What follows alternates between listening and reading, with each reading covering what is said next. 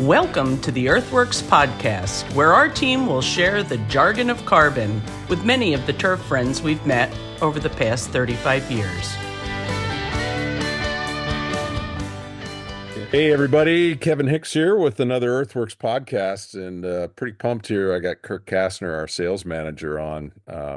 He's not thrilled to be here, but we're gonna talk about some stuff behind the curtain. So Kirk, thanks for carving out a little bit of time. Happy to be here. Happy to be here with you, I know Kevin. you are. Thank I know you. you are. Yeah. Just giving you a hard time. So Yeah. I want to start for those of you not in the South. I want to start with kind of your background and where you got started, where you grew up, Sure. and how you got into the business. Yeah. I grew up in Oklahoma, home of Oklahoma State football and the red clay soil that we got there. And it's kind of, where I got my first taste of hard work. I started mowing lawns in the neighborhood before I could, drive. And then once I could drive, I got a trailer and started picking up lawns and was all into sports and eventually dove deeper into the turf side of things. What sports were you into in school? Growing up, everything. I played everything: football, baseball, basketball, soccer. Extremely competitive. The ones that stuck the longest were football and baseball. Yeah. And I think that's what kind of played through high school. Yes. Yeah. Ended in high school. But that kind of competitive drive, still carries with me today. So for sure. A lot of lessons to be learned there. Any thought of playing on in college? Was there an opportunity? No, some smaller schools, but I was talking with a buddy yesterday, and our kids are starting to get to that age where they're, playing football, and they don't even offer tackle football now until basically 7th, 8th grade, which I think is fantastic. Right. And I started playing tackle football in 2nd grade. Really? Yeah. So it's changed that much. My kids are not football guys, so and by the time 2nd grade through senior year, it's year round. And by the time my senior year rolled around, I had a great time and I was ready to hang it up and go have a little fun in college. The other thing that's changed, and I don't have this in my outline, but the other thing that's changed a lot is just, and I'm sure it's the same where you are, is even at the high school and below levels, they're playing on our artificial turf. And I've got to believe that those injuries and things, the impact on those fields has got to catch up with kids, even in high school. Yeah. I know our high school. We shared a stadium with 3 other high schools. And in my high school, I think my junior year, we got artificial turf, and we were all excited because it was the new hot thing. But I think long term not ideal for certainly any injuries, soft tissue injuries, non-contact injuries. I think that data is pretty prevalent, and we're in the South too, and It's hot. Not to mention it's hot. It's 7 p.m. Kickoff. It's still 100 degrees. Yep. In the fall. Air temperature.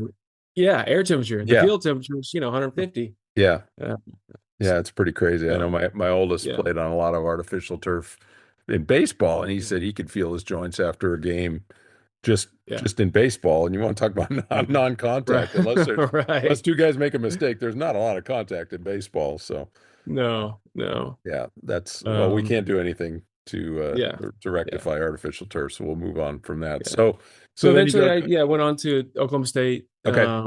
I studied turf grass science. Right off the rip, you got into turf. Well, I dove deep straight into the agronomy side of things, which kind of takes me kind of back of how I got into the business. Like I said, I played sports my whole life, all the way through high school. But going back, my grandfather was a huge golfer. He lived on a golf course, and he, hit balls every day, playing golf. A big time practicer, short game guy. Spent a lot of summers with him, and he taught me the game at a really young age, and I fell in love with it. And then started playing baseball, competitive baseball. Mm-hmm. And coaches, no, you can't play golf and play baseball simultaneously. So I basically gave up golf for and all through middle school and high school. Um, and then I graduated high school, didn't have any competitive sports left to play, and I still had that itch. Yep. So I took up golf. I had a bunch of buddies that worked at the local country club, Oklahoma City Golf and Country Club. They worked in the bag room, the cart barn. Um, and they just worked every morning, and then they played golf in the Worked afternoon. for I was like, golf. yes, work for Yep. golf. Yep. They I love made it. good. Yeah, it was fantastic. So I was like, I'll sign up. Let me do that. So started the summer after high school in the bag room, and did that same thing every morning. Worked every morning, played golf in the Mm-hmm. afternoon. Um, Worked full time, and was going to school full time locally at a local community college. And I would watch the agronomy team or the grounds team every morning setting up the golf course. And I was really intrigued by it. Yeah. I didn't know anything about it. Um, so eventually I started talking to the superintendent, who was a longtime superintendent and Hall of Fame superintendent in Oklahoma. And Hmm. this was early 2000s, and the labor wasn't an issue. So I finally convinced him to let me come. Well, yeah, a little But different now, isn't yeah, it? he had a different taste in his mouth about the cart barn and bag room Oh yeah. guys. Yeah, Yeah. what Those I'm don't talking about. mix. Yeah, they don't mix. So Absolutely. I finally convinced him to let me come, rake bunkers for him, Okay. and weed eat for him. Um and he had a son that was an assistant, Dustin Elms, who is a great guy, and still in contact with him. And he kind of told me about that you could go to college for this, and you could Mm-hmm. study turf, and kind of the path to become a superintendent. And I fell in love with it, and stayed there working with them, and going to OSU Oklahoma City for the first year, and saved Okay. up as much money as I possibly could, and then went to Oklahoma State Stillwater the following year, and got a 4-year turfgrass degree. Curious where that program is now, because I know there's been a lot of attrition in the turf programs. Is it still Mhm. around? Yeah, still around. Okay. And I think actually the numbers are up, creeping up. Okay. When I Good. was there, we had I want to say there was at least 50 of us, in that mid, early 2000s. In the program or Um, in in the your program. class? In the Yeah, in the program. program Yeah. total, Still a right? lot though. Still good. Yeah. And then they went down, to single digits, and I think they're creeping back up. Yeah. But my understanding is most of them are going into non-golf is kind of what Sports turf the or other pathway. stuff? Sports turf, lawn Yeah. care, Yeah. is my understanding of it. Yeah. Well, it's Yeah. interesting. I think we've talked about this, but the other OSU, Oregon State University, There's is three OSUs. The OSU. that's true. Well, I don't even count that one because you put Mm-mm. the on the front. But Oregon State is the only 4-year school left on the West Coast that has a turf program, and No kidding. they're doing fairly well. But it's amazing to me to see the attrition over the years Yeah. of programs. And once they're gone, how do you start them back up? I'm hearing rumors that Washington State has kind of restarted their program. I don't know how you can start that back up if all the faculty is either retired Gone. or Yeah. gone. And Do you know what the enrollment there is at Oregon State? I don't. I know they've got a fairly robust faculty, so I Mm-hmm. think they've got the pieces in place. But Yeah. being the only one, they have to be fairly strong. I need Yeah. to check in with Yeah. those guys Yeah. and find out. But Well, there's a big opportunity coming for anybody that sticks it out. I promise you that no much. kidding. Yeah, it's a grind. It's a meat grinder, but if you stick with it, I think there's a really big opportunity coming I soon. agree. There's And, a lot of talent out there, but there's also yeah. lots and lots of opportunities. So I think Yeah. Yeah. the future's good for, I came out in the very early 90s, and you just had to pick where you wanted to Yeah. land. And I Yeah. see that same cycle Yeah. happening again right now. Yeah. Be an assistant for 18 months, and Yeah, go on exactly. your way. No, I've talked to my youngest son who's Yeah. 19, and he's still not sure what to do. And I don't think that's his path, but boy, there's some opportunities in any of the trade. I kind of consider Yeah. what we do a trade. And Right. I think shoot, the opportunities in the trades are unlimited right now. I've got a buddy that does HVAC stuff. He owns an HVAC Hmm. company, pretty big one, and they're paying for journeyman school for Yeah. anybody that wants to get into the program. So Yeah. I love it. I Yeah. love it.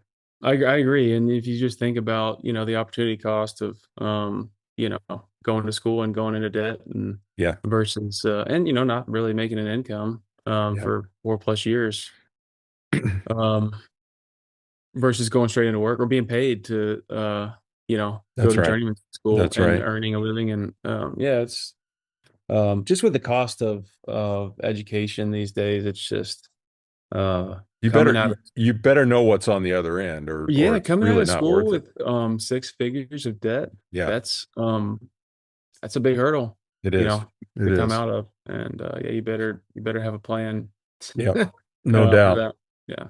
So you get into the golf business, Hmm. you finish school, then where did you end up? I did a couple internships.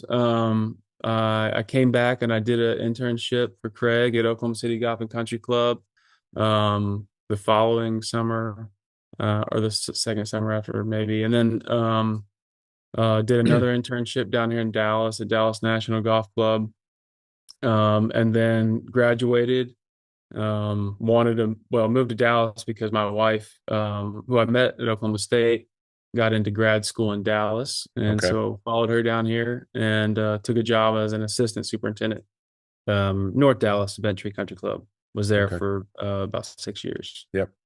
Worked for Yep. an awesome guy who Dan Burkett, Yeah. taught me, kind of de-educated me, taught me all about, soil health and the value that can bring, and it was a great 6 years with him. Yeah. And then you Straight joined EarthWorks. then joined EarthWorks, yeah, yeah, So let's back up before we get into that a little bit. But so tell me about your family. so You're in the yeah, busy mode right now. I'm in the thick of it. Yeah, I got, wonderful wife, 3 kids, 9, 7, and almost 3. So, 2 girls, the oldest, and then youngest is a boy. Yeah. And yeah, we're there's no shortage of activity in our house. Every time we talk, I kind of have a little PTSD about juggling Yeah, schedules and getting yeah, kids shuttled from here to there and everywhere. And yeah, yeah. I But don't know how you keep up with all the stuff you're it's a doing. lot. I mean, I love being busy. The challenge for me is, staying present in those moments. Yep. The days are long, the years are short, and I already see it happening. And I love every minute of it. Some days are really hard. The summers are hard. But we make it work, they're Yep. and we do everything with our kids. They're super busy. They're into all the sports, you name it, soccer, basketball, volleyball, dance, Girl Scouts. And we try to be actively involved in all of that, Yeah. and try to keep them outside as much as possible. They love to fish and hike and be on the water. Um, and then my little one, he's wheels off, just anything that, trucks or has a ball, he's all into it. Yeah. Yeah. We've talked about this. It's amazing how they're just naturally wired so differently. And Yeah, I wasn't having ready a little for bit of a it. gap between the girls and your Yeah, son, yeah. it's inherent. It's It's just just in him. Like, I didn't it's teach him. Like, he's just yeah, stick. into Oh, cool. extend stick. Yeah, let me run Yeah. with this stick, and let me, trucks and concrete trucks and balls, everything. It's just like Yep. it's in him, Good and stuff. jumping off of anything he can jump off of. And that's just, having 2 girls that were, they were, adventurous, but nothing, Yeah. nothing Still like girls. yeah, Yeah. yeah. We always joked with our middle one who was so accident prone that they used to have those speed pass things for the gas station, and we were thinking, can we get a speed pass for the ER? Because it would seem like we were always in there getting stitches, and even from when he was a little toddler, Yeah. he's got more stitches, I think, in him than most kids should. Yeah, But you've seen it all too. 3 boys. yeah, yeah, for sure. So then you joined EarthWorks. You've been Yeah. with EarthWorks how long? Starting my 10th year, Okay, that's which what I is, thought. yeah, yeah, So the yeah. so came on as Um, sales, yeah, covered covered the southern tier. territory.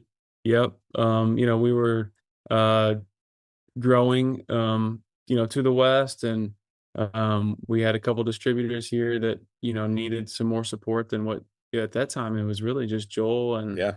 Lisa and Jack, And Jack. Yeah. and they needed some support here. And my wife was pregnant with our first kid. I was, an assistant at a golf course, Mm-hmm. um, which I loved. It was fantastic, but I was, up, gone at 5:30 every morning and Yep. home, 5:30. yeah, 5:30, 6 o'clock at night. And she Yeah. was, obviously she had to work. And I got into, like, I was just like, how is this ever going to work? I can't just be gone every morning and work every weekend. Yeah. So, we were customers of EarthWorks, and Dan had certainly taught me the value of what they bring, and I believed in it. I'd used the product. I've seen what it can do. Mm-hmm. So it's an easy decision for me Yeah. to take a leap with EarthWorks, and that's that's been 10 years ago. Yeah. Could you go Yeah. back? Huh? Could you go back? Yeah, I mean, there's some days certainly where it's like, I tell people about it, and they see, obviously all the good side of it. Obviously, they love to be outside and you're Yeah. on a golf course every day. But it is, it takes a lot, and you got to sacrifice a lot of things to be at the high level um, where I wanted to be. And that was a challenge. So yeah, there's some days where you certainly miss it, but I love doing this side of it, and I get to see properties all over the country that I otherwise never would get to Yeah. see, and work with awesome people that are Except for the brilliant. Northwest. You haven't Yeah, come up here to visit yet. yeah, So not enough. Like that's on the list. That's yeah, where exactly. I'm at next. Yeah, So for somebody that's made the jump to what everybody calls the dark side, what was the biggest yeah, adjustment? yeah. Um, I think, when you're on your course, you're focused on your property, right? You got Yeah. blinders on, whether it's your 18 holes or 36 holes, and you're strictly focused on that, to where on this side of things, you're working with hundreds of different people and Yeah. properties and different challenges and budget constraints and soil types and all these things. So um that's a big change. Yeah. And it certainly forced me to be a better communicator, and certainly a better listener, because when Mm-hmm. you got to meet people where they are. And if you ask the right questions and you listen, they'll tell you. Yeah. But you got to be a good communicator and a good listener. That's really good. I like that. Yeah, yeah, My biggest struggle has just been, and I've figured out how to navigate it now, but everything's so instantaneous. The gratification, as well as, the agony of yeah, defeat, as the saying yeah, goes, being a yeah. golf course superintendent, and it's pretty delayed for on our side, especially as manufacturer reps. And Oh yeah, that's always kind of a you know, struggle for me it is, is, it you is. hear Yeah, you somebody gotta. 6 months ago saying, "Hey, I love your product. I Yeah, just tried it." I'm like, "Oh yeah, we talked in January at the show yeah, or something." And yeah. That's why yeah, we just keep turning over rocks, right? yeah, yeah. No, Just keep. that was a great answer. I love that. Yeah, Um, okay, so circling back to education, y y I don't know how you did this, Kirk, but you just finished 2 master's degrees within the last couple of years. hmm, Um, in what and why? You're juggling yeah, kids and right.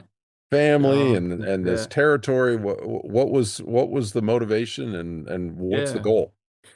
yeah. I think it goes back to that competitive drive. Always wanting to be better, and learn more, and be a more valuable asset to EarthWorks and to our industry. Yeah. Um, and What were the uh, degrees in? I got MS from Purdue University, agriculture economics, and an MBA from Indiana University. So Concurrently, it's right? You were working yeah, on both of concurrent. them at Yeah, this. yeah, and it's a specialized program. It's a fantastic program. I had a friend that went through it, and recommended it to me, and um I'm really glad I did it. Yeah. It was a sacrifice. Obviously, I had a full-time job, a family, 2 kids, and I actually had our third kid going through the program. And I gave up, basically gave up TV and sleep for 2.5 years. Yeah. Yeah. And ultimately the goal was to, like I said, bring value to EarthWorks and to our industry, and really to understand the science and and more importantly, the business side of things better. Well, it definitely shows. I mean, I Yeah. think what it brings to our team is Yeah. invaluable, and Yeah. I really appreciate all Well, the sacrifices you made. yeah. I think it's made our team way better. So Yeah. Thank you. Yeah. good We stuff. have a fantastic team, and it takes all of us, and I see what we can do and the potential that we have, and I want to carry that on. Yeah. Yeah. I Yeah. think we talk a lot about, and we'll Yeah. get into this here in a minute. We talk a lot about the opportunities going forward. And I think, your vision and understanding of business is only going to help facilitate that, Yeah. going Yeah. forward. So Well, I let's lean on switch you a lot gears. too. Don't What's don't that? forget about that. I said I leaned into you a lot too. Yeah. Well, So I think, yeah. Yeah. of all the territories, I think ours overlap probably as closely as anyone's Yeah. with regard, like you said, to soil types and, Yeah. and, Water quality and yeah. challenges, water Yeah. quality and things like that. So Right. it's all part of the team for That's sure. it. Yep. Yep. So, I wanted to talk to you more about the behind the curtain stuff, but because I think, Hmm. um, you know, we've every company has its values to the industry, has its challenges. Um, you know, one of the things we've been dealing with this year is some production issues with regard to things that are completely out of our control. I mean, we've got, Yeah. things like bird flu issues that really, really had us puckering pretty hard at the beginning of the Hmm. year. And We're still so. we're slowly We're getting out climbing of out it. of that. Yeah. Yeah. But you've got a very unique perspective because you're the conduit between the production side and Hmm. those of us in the field Yeah. trying to move the product. So, Yeah. you Yeah. know, uh, you post or you sent something to all of us. I don't know, were you at the plant or you just got photos I of just that got some updates from them. that Yeah. robotic Yeah. Yeah. system? And Yeah. there's some pretty cool things that we're doing with our partner at Hmm. UGS, United Granulation Yeah. Services. But um, talk about those challenges a little bit Yeah. as far as growth Oh, and fulfillment and things like that. I mean, boy, where do you want me to start? we're not the same company we were 10 Yeah. years ago. I mean, 10 Yeah. years ago, what were our numbers when you joined? Yeah. I mean, Couple million? yeah, right. Yeah. It was, a quarter, Yeah. less than what we're doing now. So, there's certainly been some growing pains. Yeah. And really a lot more goes into it than what people realize. Right. Um, we have multiple facilities all over the country producing liquid and granular.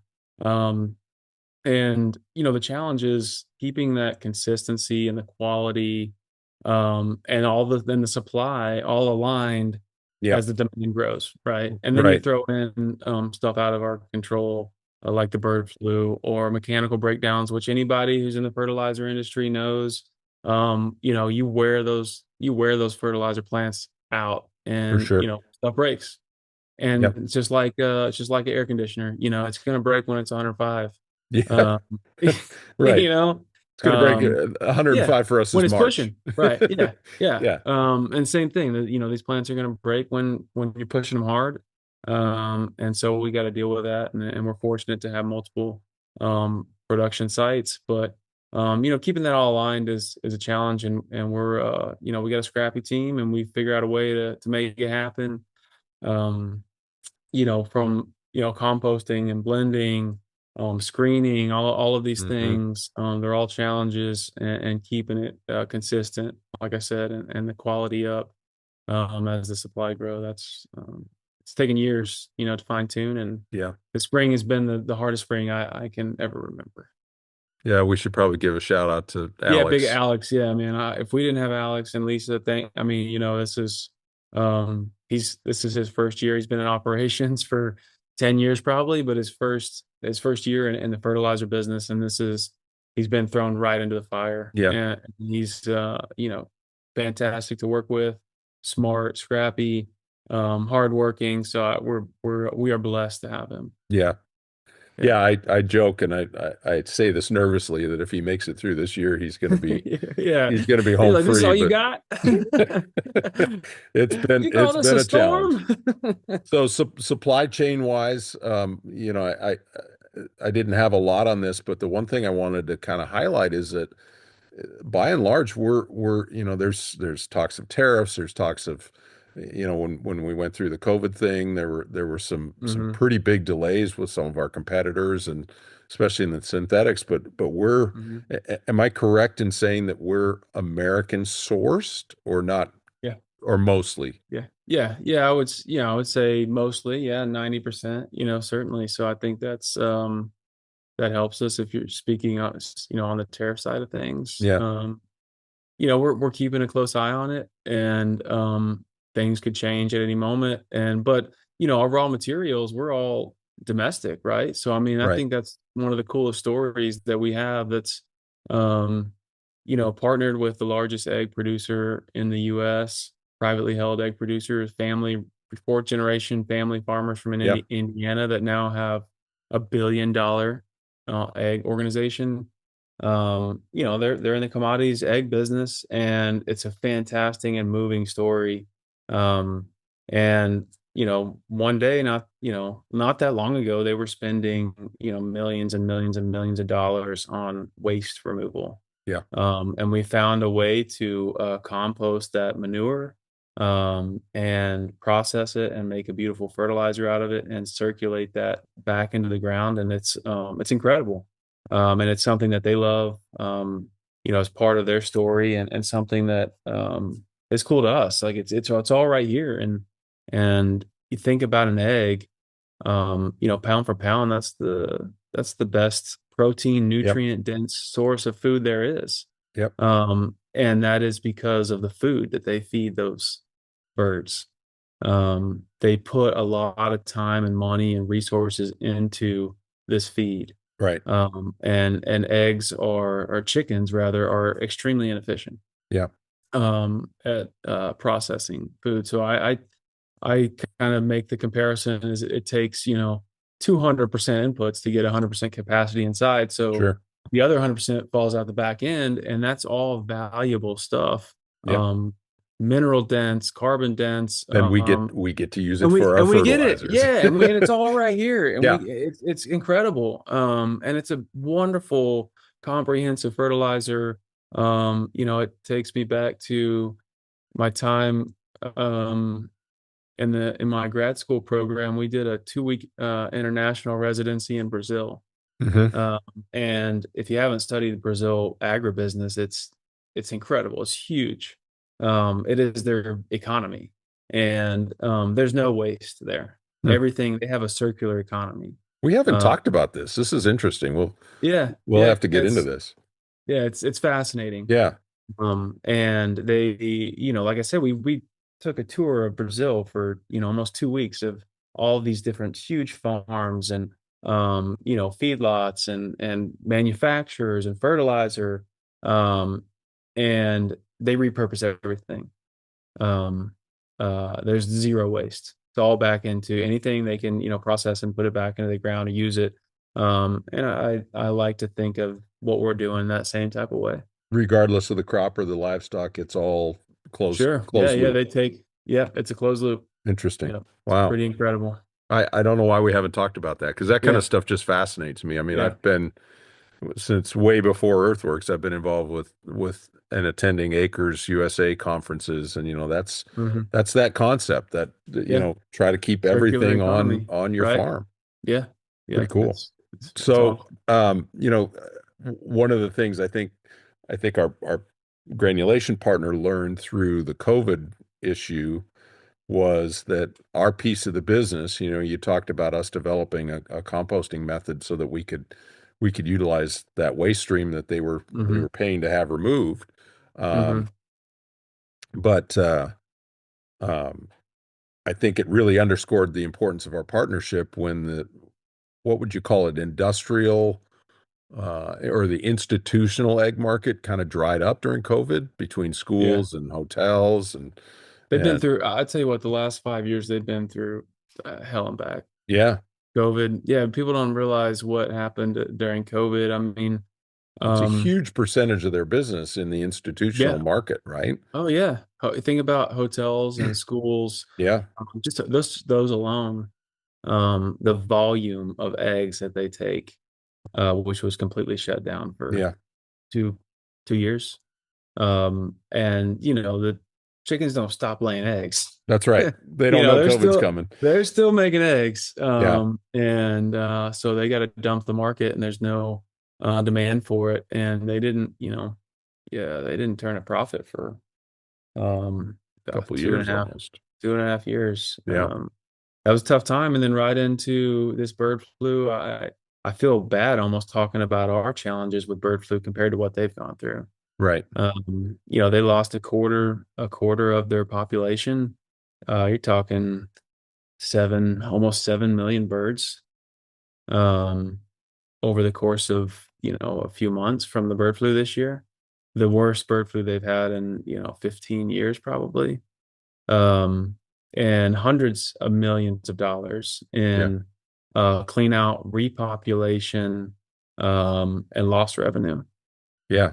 And like you said, birds don't stop laying eggs, but at the same Yeah, time, if you bring a new chick in to replace the bird that was culled, takes a they don't while. they don't start Yeah. right away either. Yeah, yeah, So there's yeah. a pretty good Takes, I delay. mean, probably best case scenario, I don't know, 12 months or something like that. Yeah. But they figured, I think what they estimated, conservatively, I think was about 18 months from this process of starting the clean out, which is a whole, I mean, labor intensive process of itself, Hmm. to getting it prepped and repopulated, and then to production is 18 months roughly. Jeez. Unreal. Yeah. Unreal. Yeah. The liquid Yeah. side's a little cleaner, So right? As yeah, far as as far yeah, as yeah, dealing it with some of certainly is. those outside Mhm. things, and we Yeah. seem to be able to keep up really well with the liquid side of things. Yep. It's a Yeah. very complex production line because of Mhm. the way the products are built, but Yeah.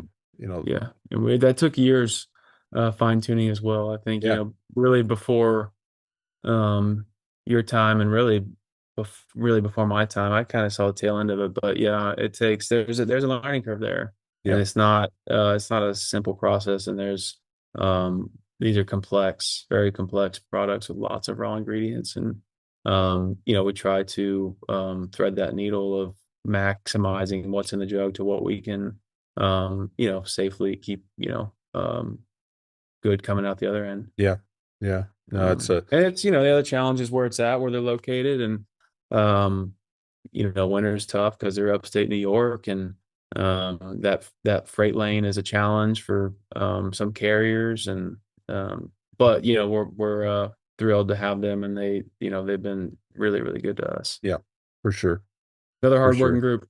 They are, yeah. Yeah.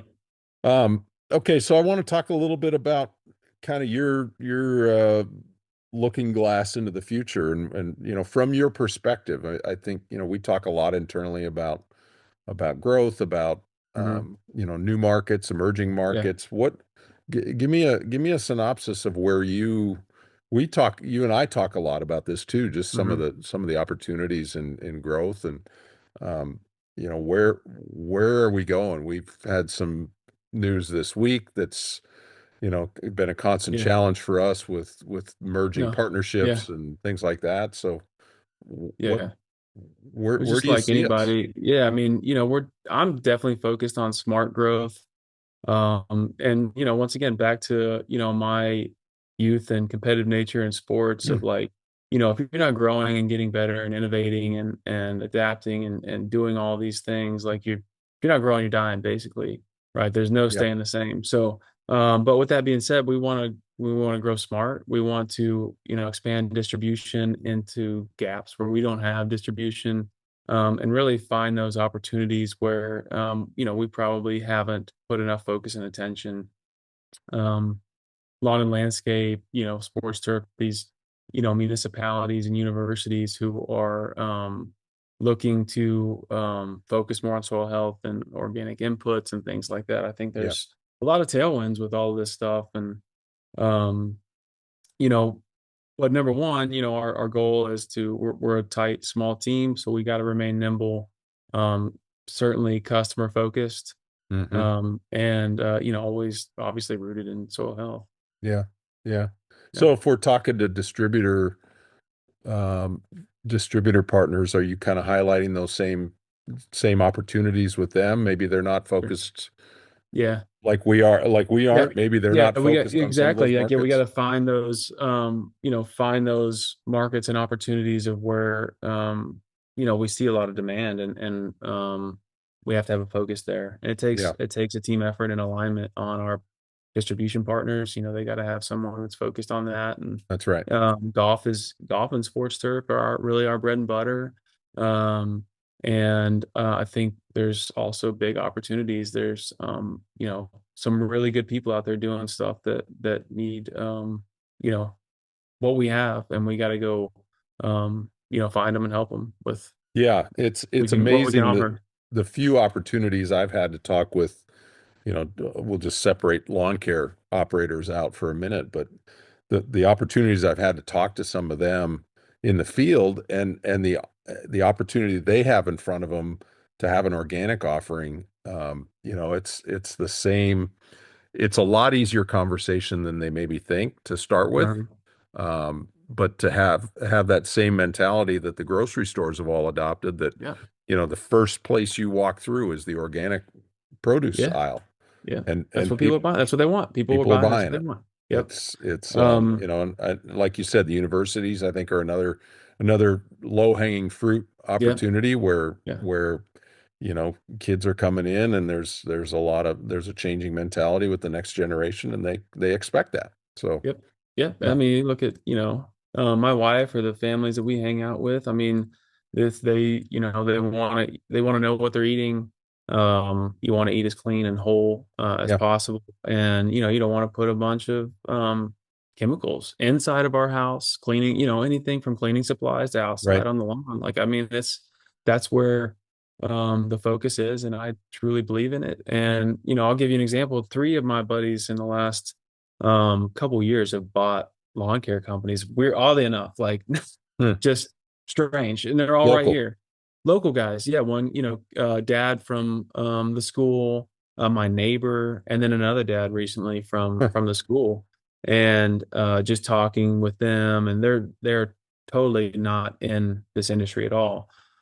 So obviously they have questions, but they're the demand from their customers is they want organic fertilizer. Hmm.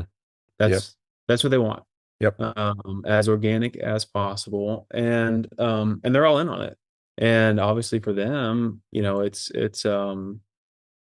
it's less stress on them on their applicators because you're not going to go burn up a yard. If you put out a little extra, it's no big deal.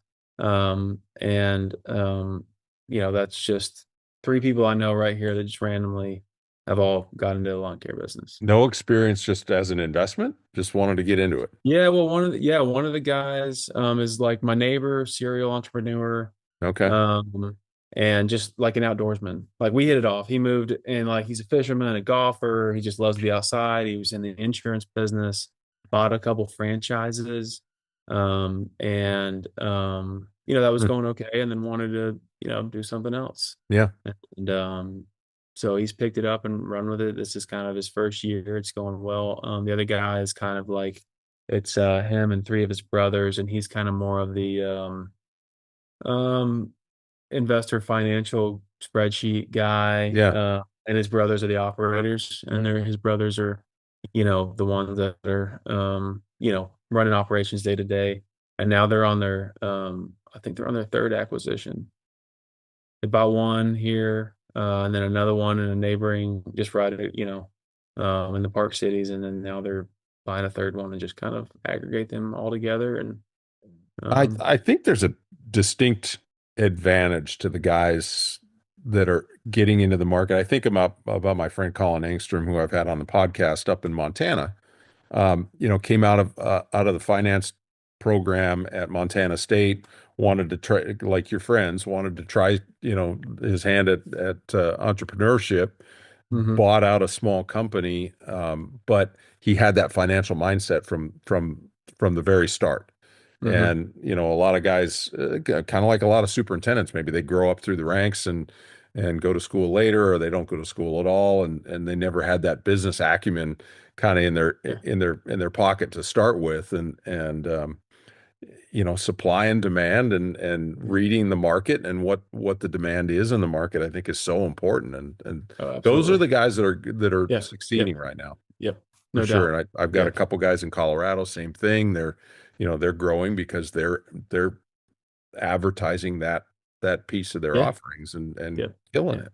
It's great. Yeah. There's a demand for it, and people Yeah. pay a premium for it, and Yep. it works, and it makes their lives easier. I mean, it's just kind of like a no-brainer to me, but Yeah, and what that's do I the know? paradigm shift, I think, in lawn care, is that the operators need to realize that that's a premium product Yeah. that You they got to can charge for it. charge for. You got to charge for it, and people Yeah, pay for it. Like for they will. sure. For sure. And you obviously, like any business, you got to prove yourself, Yeah. and you got to show it works, and it will. Yep. But you got to, it's a premium offering and a premium product, and you charge for it, Yeah. and people will pay for it.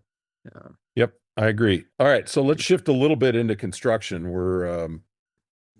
We're doing good on time. I want to talk. I mean, there's a lot going on right now in our markets, Mm-hmm. with respect to, golf course, sports turf construction. You've had a ton of projects in your area. Why EarthWorks on that stuff? Yeah. What Yeah. what do we do? Exciting. It's What do we do exciting. for them? Sure. Yeah. I mean, in my opinion, I think it's essential, right? To get quality organic inputs in there. Like you said, and Dave Wilbur said, like, you really get one shot, Yeah. to build the root zone right. So, I think anytime you can put quality inputs in there, compost, zeolites, mycorrhiza, that's only going to make your life easier in Right. the long run. And that's really what we're after, right? Kind of like, uh,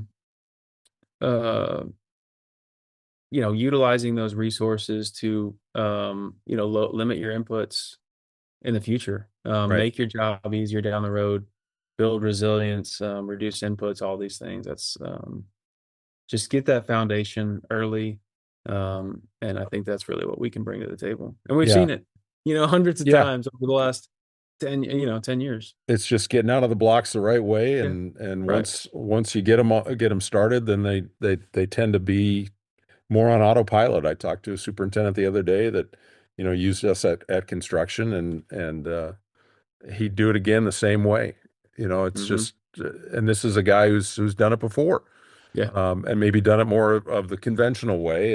Hmm. And the first couple of years are kind of a struggle to get things established, and which I think a lot of guys understand that, but Yep. why put yourself through it if you don't have to? If you don't have to, right.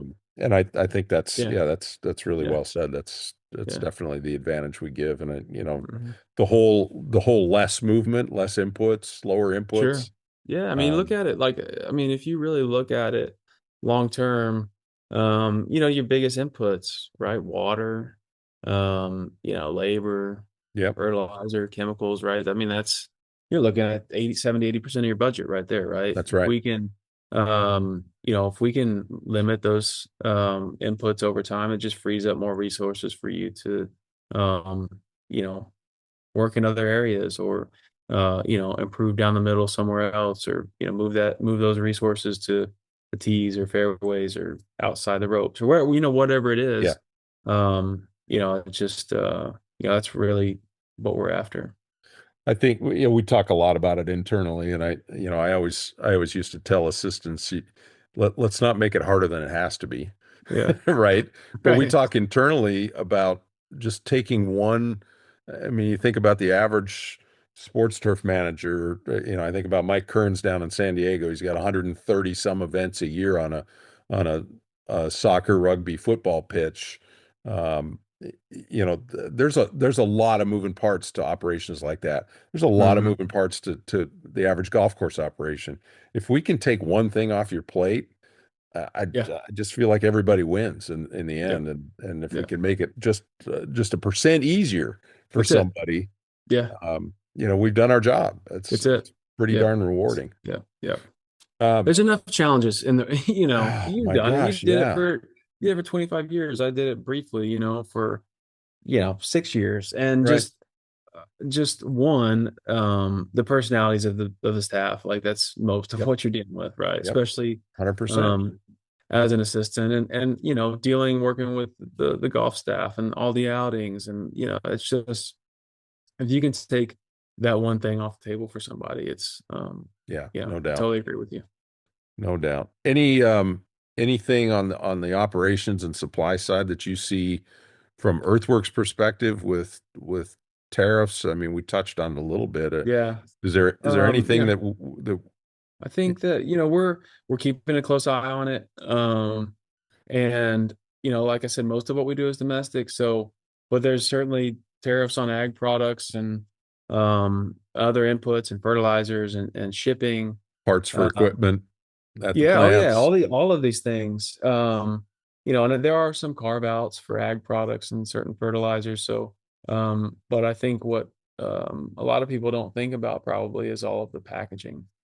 Yeah, Um, true. that comes, the bottles, the caps, the plastic, the bags, all of that stuff. So that certainly, and the freight, that plays a part in it. So, it's going to come down to how you know superintendents or managers prioritize their budget, and Yeah, there might be some short-term pricing for versus long-term value, and but the good news is in the end quality always wins, and so that's kind of where I leave it. I remember during the whole COVID supply chain issue, we had all the bottles that we could ever want, and not a Yeah, it's cap just like, not a cap to be seen yeah. anywhere, right? And it's funny. I talked to a lot of our How about a distributor foil partners. top? Yeah, I talked to a lot of our distributor partners now, and where there was a ton of patience with end users during that whole challenge with supply chain and getting things on time. It seems like we've reverted back to the just-in-time mentality again, Yeah, where yeah.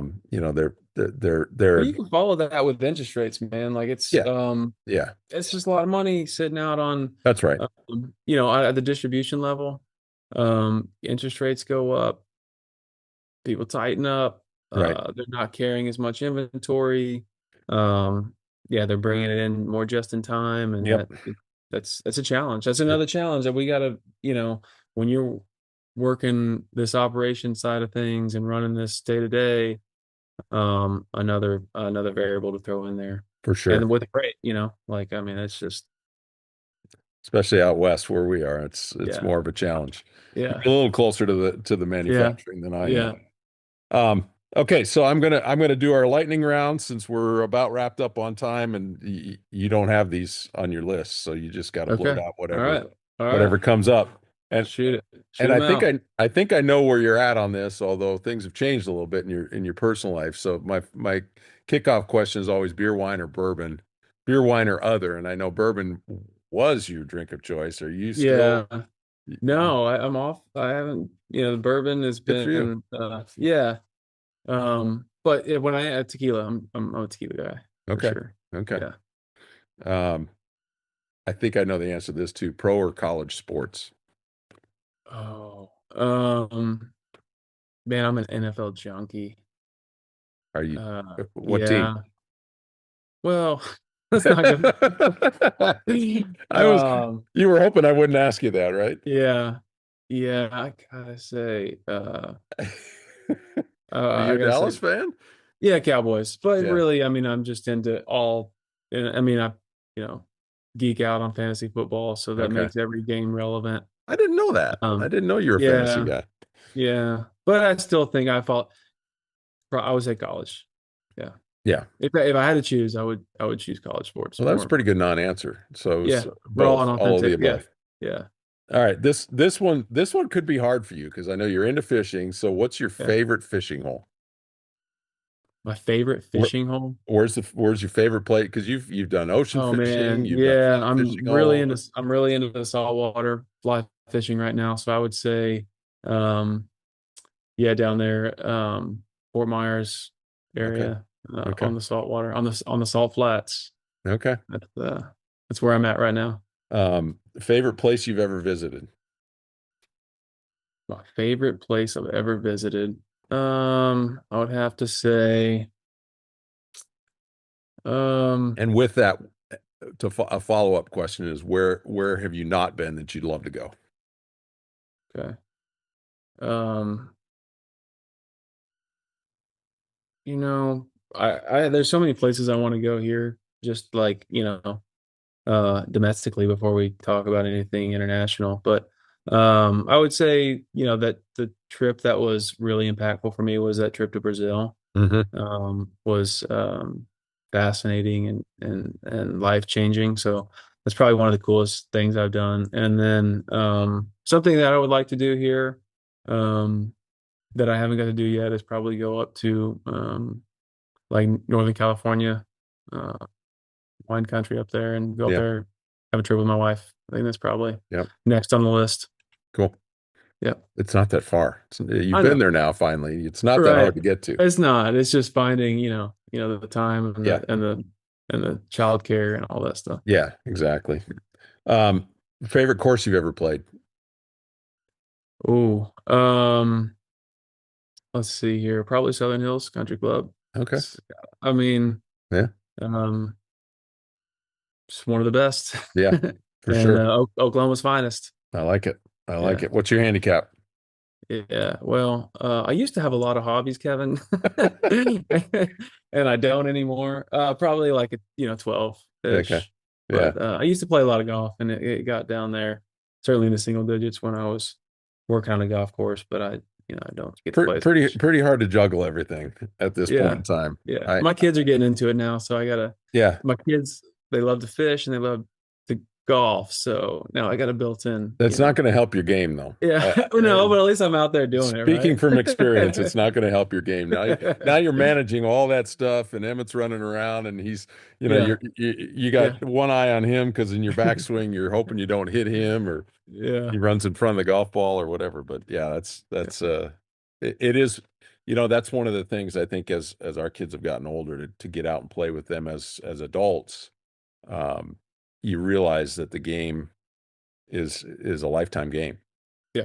And they can enjoy it forever and you can enjoy it with them. And even though I suck worse than I've ever Even if they sucked, beat you now. it's fun. Yeah. It's just fun to be out there. So it's a rewarding game.